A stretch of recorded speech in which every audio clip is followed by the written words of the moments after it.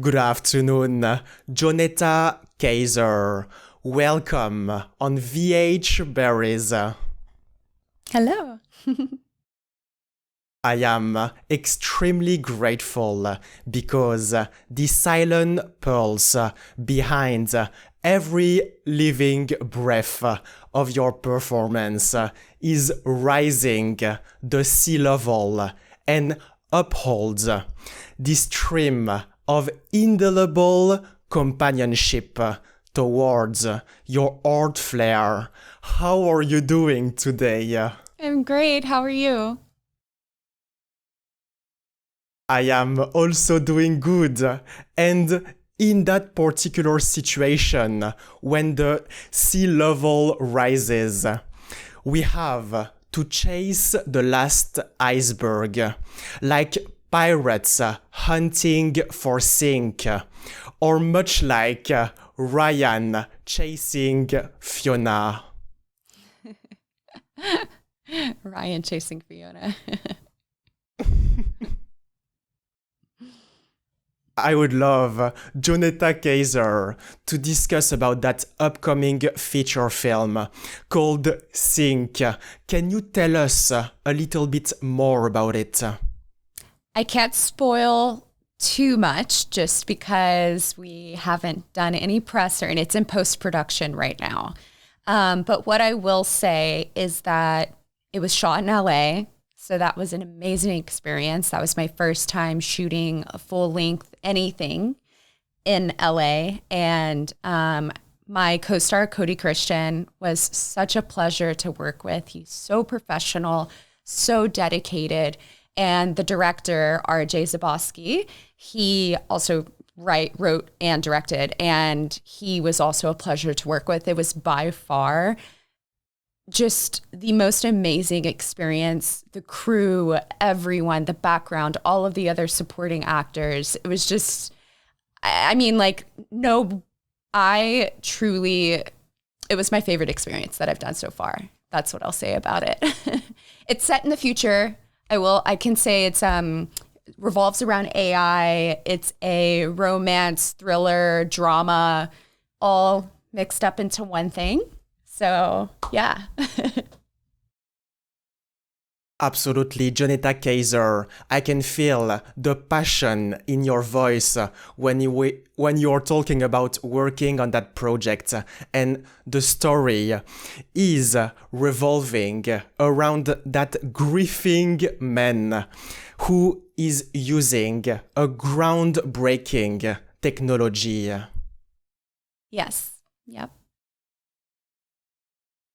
Can you tell us a little bit more about your favorite moment working on that project alongside writer and director R.J. Zabasky? I will say it was my first time ever in my career. I started acting professionally in 2018, and this was my first time doing a chemistry read. So I was brought in, I was sent an initial audition over a self-tape, and then I got a call back with the director and casting director on Zoom. That was fun, that was great. And then I got called in for a chemistry read in person. And anyone that's in the industry knows that we rarely do anything in person anymore. And so that was quite the experience. And then Cody Christian had really fought for me to get this part. He was really, it's just I guess the chemistry that we had, he really felt it. And so they called me in for a second chemistry read. And it was just, it was amazing to go in and to have that old school way of doing things. That doesn't really happen anymore. And I really felt like when I got to set, Cody has been acting for, 20 years. And I was like, you know what? I earned this part. I belong here too.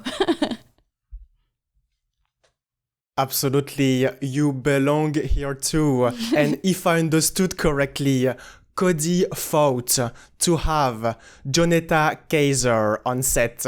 And from what I saw from the pictures taken by producer Jacob Samuel on the very first week on set, we can see you sitting closely to a piano with Ryan. Can you tell us a little bit more about that musical scene?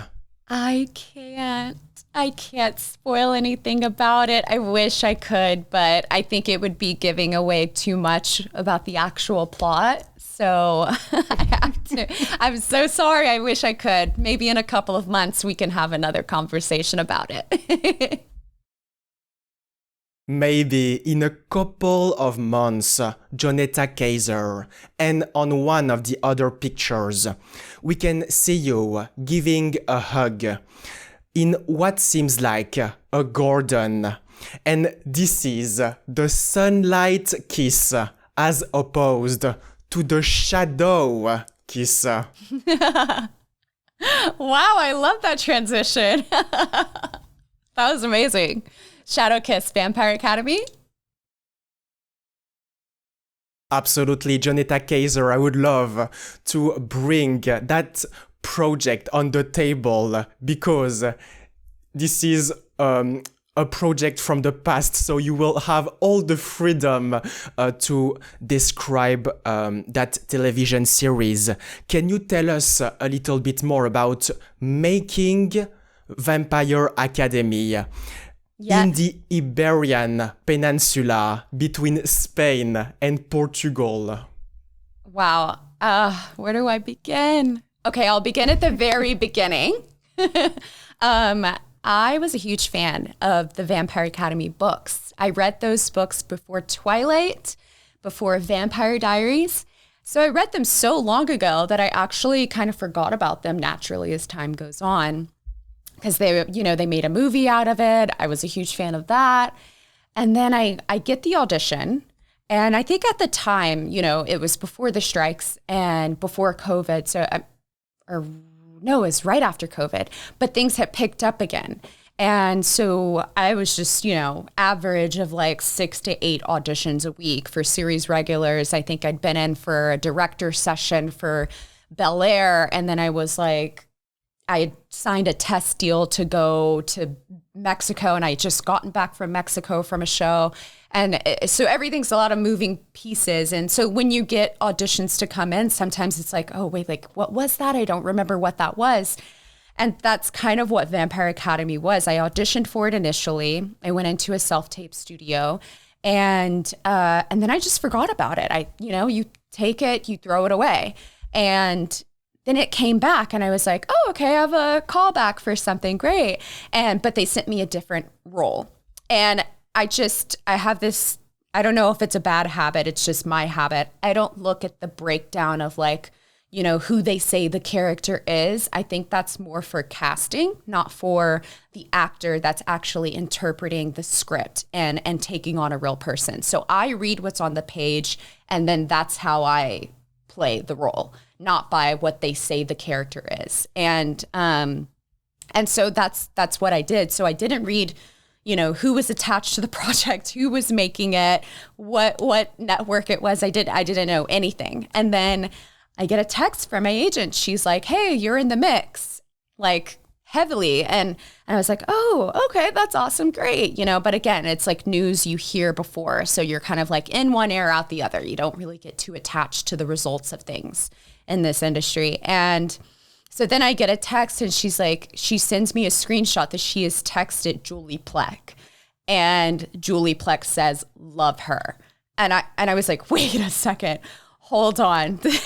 Is this a Julie Plec project? Because I'm a huge fan of the Vampire Diaries when they came out, and I, watched all 6 seasons and I rewatched them. And so then that's when I was like, okay, let me go look at what this is. Let me get attached to the results a little bit here. And so I go and I'm like, oh my gosh, this is the book series Vampire Academy that I loved. This is like the OG vampire lore that like reeled me into Twilight and everything. And so that's kind of, it was just a full circle moment, truly. And then I book it. And it's like I had this like weird inner knowing that I was going to book it. I just don't know. I was like, the stars are like all too aligned here. And I was like, it's going to happen. And so then I book it, and I had 2 weeks to wrap up my life in LA to then move to Spain for 8 months. It was supposed to be 6 and it turned into 8. It was still like, post COVID. So things like took a little longer, but it was like truly, if you'd asked me one place in the world I wanted to go and live, I would have told you Spain. Another like alignment of the stars thing that was just, I was like, wow, this is, I'm on a Julie Plex show. I'm living in Spain. I'm literally living in old world Europe. And I had the most amazing time. I lived right across the street from a church / museum in Pamplona, where I learned that when they had a civil war, a bunch of the people ran into the church because they thought that that would protect them, and then they burned the church down. And so underneath the church, you can walk through. It's like a museum. You can walk through and you see bones like still in the grounds of the church of where people died there. And it's just the history of Europe and being able to be there and see the architecture and the art. It was like, I want to move back. I want to go back and just be there because I love the culture so much. And yeah, it was amazing. Also, I learned quite a bit of Spanish while I was there. So it was an amazing experience. Absolutely, Jonetta Kaiser, you cannot wait to return in those 2 countries and in that television series called Vampire Academy. You are playing a character called Sonia Karp, and she is a Moroi vampire with a very rare affinity with the spiritual magic, which grants her both the power of healing and aura perception. Can you tell us a little bit more about how you approached bringing those invisible layer of power on the screen? Absolutely. When you're doing something, and I watched this, was it Denzel Washington that says, when you plan something, like when you plan how to do something, that's bad acting. So there's a moment where we're preparing for the pilot, and I know that my character has this power that, but it's like, how do you play that? And there's no way to prepare for that. You're just given, and we're given the scripts. We weren't given all of them all at once. So we're given them and we're working our way through it. And as we're working our way through it, I'm discovering my character in real time. And so we're preparing to shoot the pilot, and Billy Woodruff, who directed the pilot, I love so dearly, and Mia McKenna Bruce, who played my sister, also love her so dearly. And J. August Richards, who played my dad, who is an absolute pleasure to work with. It was really cool. We're all in the room and we're just figuring out this scene. We're like running through it, talking through it. And there's a moment where, my character has this affinity with crows. And I was like, what do I do? It says in the script, I'm like entertaining the crows. And so they're reading, they're saying their lines, and I'm just like, la, la, la, la, la, la, la, la, la. And they're like cracking up because they're like, what is she doing? And I'm like, I don't know. Like, what is my character doing in this scene? And then fast forward, we go to shoot the actual scene. They brought real crows, trained crows. This is the first time I realized that, like, oh, these are very intelligent beings, these birds, and you can train them, you can speak to them. They actually do talk as well. And so I'm feeding crows with this umbrella. It's this beautiful, quick opening scene of my character with birds. And so, it was there was so much given to me, and I guess that's the tone of the show too. It's a melodrama, so you can really lean into the drama of these things that seem not so grounded. Just lean into it, you embrace it, and you like just play make believe like we all did as children. And I think that's one of my favorite things that I get to do. I was also given like a prop bird in some of the scenes where I'm like in the library talking to a little bird. It was a fake bird, and I'm just talking to it, and and I don't know. It was just so fun to kind of play these moments of make believe, truly.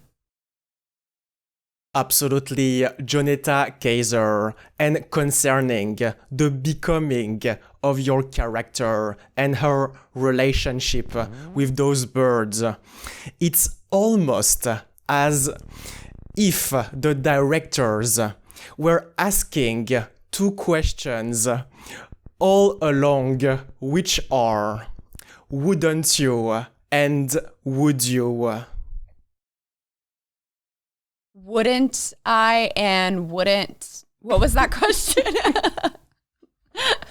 The second question is Would You, which is the title of a recent short film in which you played alongside an invertebrate bilateral animal called a worm. Oh my gosh. Yeah. Okay. That was a fun little project. I did a film called A Party to Die For, and my co-star, Kara, she was a joy to work with, and she'd worked with someone who was like, hey, do you want to be in this short film? And I was like, sure. And he's like, I'm going to ask you the most bizarre question. It's, would you still love me if I was a worm? And I was like, oh, okay. And it's again, this bizarre situation and scenario that gets played out.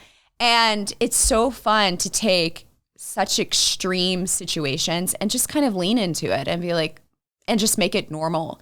And so as I'm seeing him, when you're filming things, it's always kind of chopped up and you have to get like this angle and that angle. And so we're just doing it. And I'm just watching him. He puts the engagement ring in his mouth and then he swallows it and he starts spitting up blood. And he's really serious about not being in love with me if I became a worm. Rightly so. But, my character, of course, gets really upset. And it's like, why are you taking this so literally? And I don't know. It was just a fun little moment. It was a day of shooting. That was shot in LA. Yeah, it was just a fun time. I enjoyed working on that with everyone. As a matter of fact, Jonetta Kaiser, this short film called Would You is one of the best ones of the decade, and it only lasts 5 minutes because all the budget went in the worms' pockets and the soil damage insurance policy. Yeah, absolutely.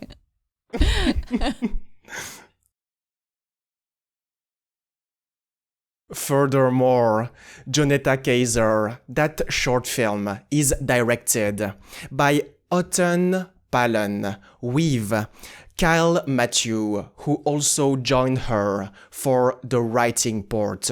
Can you tell us a little bit more about working alongside those two creative person and also about the filming on the set, but always far away from the worm? Yeah, I never got to meet the worm. I'm really offended. But Kyle was great. He texted me, had me come onto the project, sent me the script. And then we took a day to go over to Autumn's house and we just ran through the script. We took some photos as if we're in love and a couple. And That was really fun. It was just a really quick shoot, and I enjoy people that are working with people who are so passionate about what they do and do it well. And Kyle brought Autumn in, and Autumn had this, ability on set to direct, and she brought in this team, this amazing lighting team that just knew exactly what she wanted. And I was like looking back at the playback, and I was like, wow, this is like beautiful lighting. I was pretty surprised because I don't think anyone got paid to do this project. I didn't get paid, and maybe someone got paid. It wasn't me. But there was free lunch, which was great. So yeah, we just all came on, and we believed in this like kooky thing of, would you love me if I was a worm? And yeah, it's just, I love working with female directors. That's one thing I've realized is I just love the way they communicate, and it's very, a lot of the times it's very direct, and I love that. I love when someone just tells me exactly what they want, and women are very direct a lot of the times. We're like, just tell it how it is, especially if you're in a position of like being a director. And yeah, I just think working with people who are passionate like Autumn and Kyle is something that I want to be able to do for the rest of my career, God willing. Moreover, Jonetta Kaiser, you didn't get paid because, as I said, it all went in the worm's pocket and the soil damage insurance policy. And I believe that the other character named James is taking the joke, your joke, too seriously because he is a graduate student from the University of Smart People. Oh, you could see the degree in the background of one of the shots, yeah. Absolutely, Jonetta Kaiser. We can see that degree on one of the wall. And the short film starts with the quote, "Love is a flower that grows in any soil," from Louisa May Alcott. And I could also change that quote to, "Success is a flower that sometimes grows in the back room of a Mexican restaurant right after a brave handwritten 2-week notice during the winter of 2018. Yeah, wow. Another solid transition. Good job.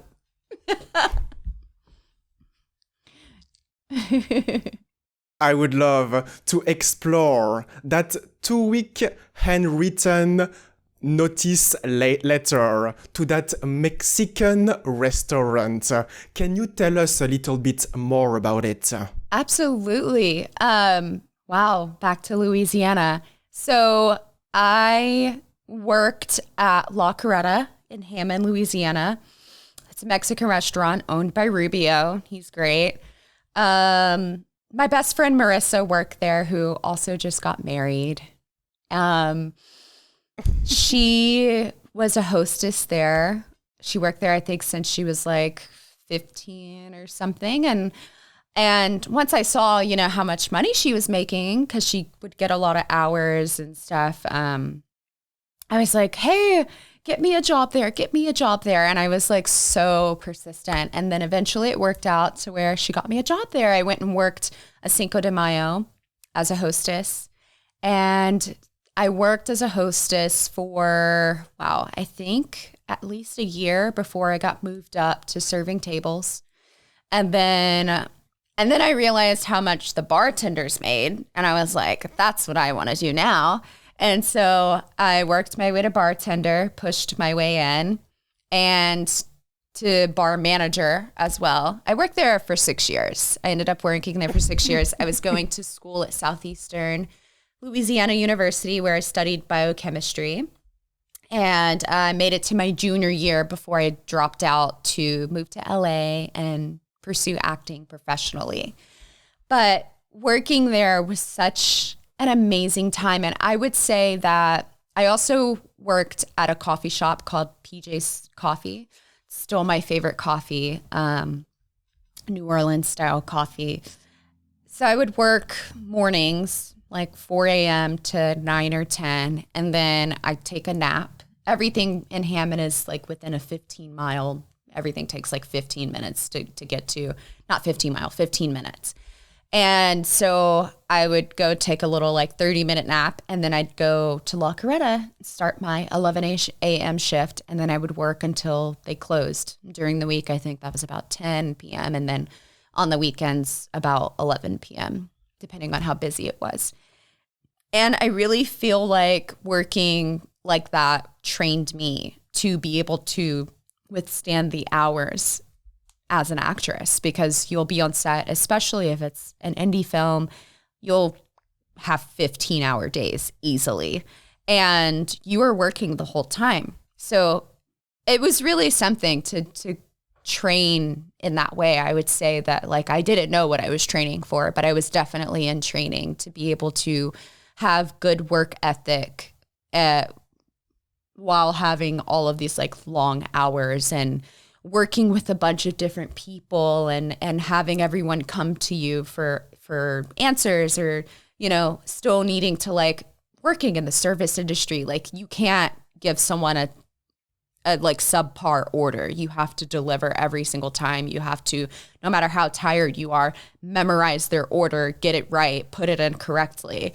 And I really felt like that trained me as an actress. Like when you're in the 12th hour and it's 3 a.m. or, you know, Vampire Academy, we worked nights. So it's 6 a.m. and the sun is coming up, and the only thing you want to do is take an Epsom salt bath and go to bed. And, you know, you're swollen, you're tired, you're dehydrated because you've been drinking coffee all day. It's really something to like, you know, when they call action, it's like all of that goes away and you're still just like focused and you're in the zone. And yeah, I think that's what La Coretta and PJ's Coffee, these places taught me. And I'm so forever grateful for having worked in those industries, and grateful to Saul and Nicole and my best friend Marissa for getting me in the door in those places and allowing me to be able to train in that way. Absolutely, Jonetta Kaiser, those years were very formative, because right after that, you also did a year working in the background right after high school to cover specifically the serious and heavy teenage bills of snacks and music subscriptions. Yes, I did. So my idea was, you know, I've always wanted to be an actress. I didn't really know how to get into it as a child. My mom would, you know, send us on do you want to become an actor? Please call 1-800, you know, the little scam things that everyone goes to when they're a kid. And that was not the way in, at least not for me. There weren't acting classes in Louisiana at the time. So in 2013, when I graduated high school, that's when all of the film industry started to kind of pick up there. And so I just signed up and I was like, well, you know, I want to be an actress. So if I enjoy being on set, then as a background actor, then I think I'll take it seriously and eventually pursue it for real. And so I did. I did a year of background work. And again, just the training of the long hours, being a non-union background actor, serious work. You are in heels, you are in costume, and you are in the background and no one cares about you. And so, but you are so important to the storyline. Imagine watching a scene where two people, like I was in the background of Focus. I don't know which scene because I I've seen the movie, but I cannot tell you which scene it was years later. But Will Smith and Margot Robbie, you know, I'm in the background of one of their scenes. But just imagine seeing them walk down the street with no commotion going on in the background. And so it just feeds, you know, the main storylines. And we, you know, take it for granted. We don't realize how important that is. But yeah, it was amazing to do that for a year. I got to, you know, for the first time in my life, see like celebrities, you know, seeing Will Smith and seeing Margot Robbie and seeing Miley Cyrus. I was a background of So Undercover. I was like a recurring featured background on American Horror Story, the Witch Coven, and that was really cool. And yeah, it was just such a fun time. But what I learned from that is that I still loved being on set after working a 15-hour day in some incredibly uncomfortable shoes. And yeah, I was like, wait, I actually still want to do this. Cool. Absolutely, Jonetta Kaiser. This experience was a sort of test to gauge your interest in that field. And it also proves that you made a long way since your time in Hammond, Louisiana, a city located 48 miles east of Baton Rouge and 45 miles northwest of New Orleans, with the Murray Park on the corner of W. Coleman Avenue and South Oat Street. Yes. Oh my gosh, the Murray Park, New Orleans, Baton Rouge. I love Louisiana. I love it. You love Louisiana. And now, for the future, what would you say are your current goal? Oh, my current goal, that's a good question. My current goal is freedom. I think freedom and happiness, joy. You know, I think there's nothing in life that like means anything if you don't have those things. And so with all of the work and things that I'm doing, you know, what brings me joy is being able to open up a good script and tell a story. That brings me joy. But what also brings me joy is spending time with my family and catching up with my best friends from Louisiana and being able to be a bridesmaid in my best friend's wedding, Marissa. And I think those things, like, you can chase all of the money and all of the success or fame, but none of it means anything if you're not happy and you don't have this amount of freedom where you can just pack up your bags and be like, you know what? I'm just going to disappear for 6 months and go to Europe. I'm going to go back to Spain, you know? And I think that, like, in my life, I just, that's what I've come to realize is, like, it's all about the people that you surround yourself with and, like, what makes you happy. What makes me happy is being around other people, giving back, volunteering when I can, and charity organizations. Like, I support one called Baby to Baby, and traveling and getting to see things that I wouldn't see if I had stayed in Hammond, Louisiana. The culture around the world that, you know, I love. I filmed in Mexico. I loved Mexico. I filmed in Spain. I love Spain.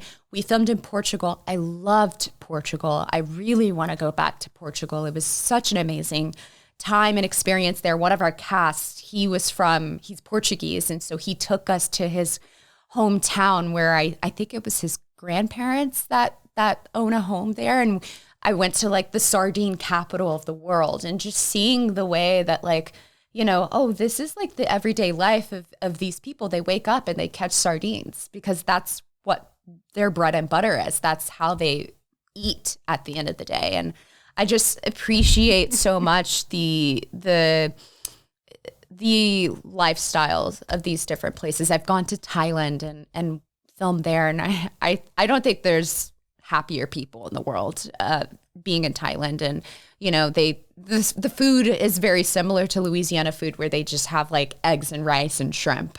And I was just there, and the climate, and yeah, I think that's what makes me happy, is seeing the way other people live their lives. As an actor, I love observing people. I kind of love immersing into other cultures and exploring that, and having the freedom to do that, where you're not like tied down because of bills or responsibilities. I don't necessarily want children right now. I will look at a child and I think it's very cute. And I think the idea of having one day would be cool. You know, if I find someone to do that with, awesome. But yeah, like I think that's kind of like what my goals are, to just live life the way God meant for us to live it, which is with joy and with love and peace. It is all about the people around you and your freedom to witness the sardine being catched through some worms, and it all comes full circle with the short film Would You? And in conclusion, I am looking forward to witness your upcoming feature film called Sync, with every pixels of the screen alarming the world about the astounding Kaiser embodiment. Thank you very much, Jonetta Kaiser. Thank you so much. It was such a pleasure.